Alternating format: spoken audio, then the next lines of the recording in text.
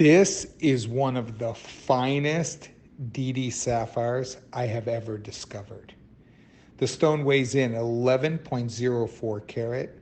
Kat knows this. She can tell by the color.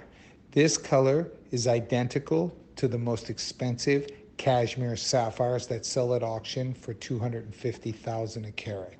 You can even see the internal silk that resembles the exact cashmere sapphire that sells. It's identical.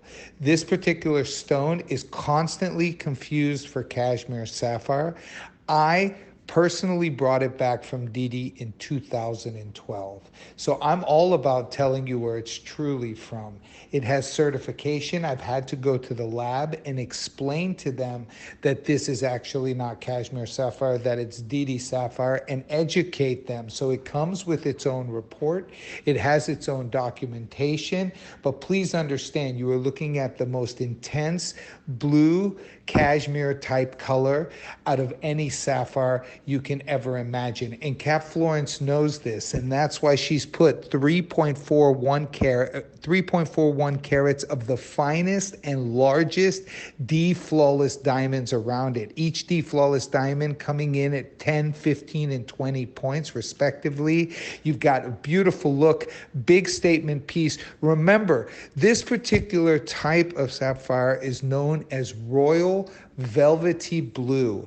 This is the pinnacle of the ancient sapphires that have been collected for hundreds of years by the Maharajas throughout ancient India. This is the color and the type of sapphire they loved. A little bit more, silky, a little bit more velvety, and a little bit more open, pure blue color. This is the top most expensive color that's achieved in the auction places of the cashmere sapphires, and it resembles and is identical to it. With me, you never have to worry. I will always give you the locale of where it truly came from, because I brought this stone back in 2012 prior to the closing of the mine by the government. The Didy sapphire mine opened up just by accident. They pulled down a tree, and in the roots there were some sapphires. The illegal loggers actually took them to downtown, to Madagascar, to downtown, and in downtown a Sri Lankan buyer bought them for $20,000. He then sold them to a Sri Lankan dealer for $600,000, who sold them at auction for $2 million.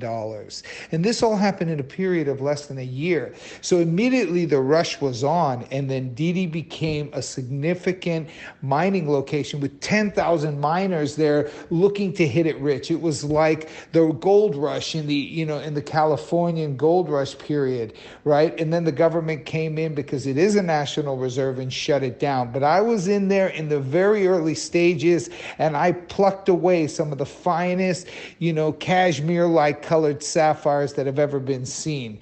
Now there is zero in circulation of this material, and there's just no way to get more.